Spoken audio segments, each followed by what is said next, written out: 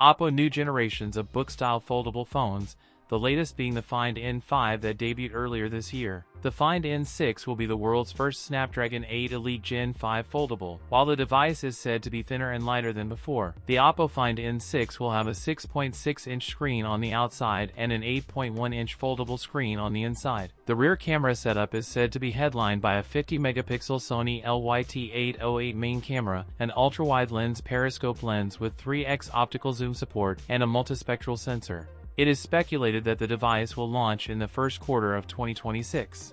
Upcoming foldable is expected to carry forward OPPO's focus on slim design, display quality, improved photography experience, and rugged durability.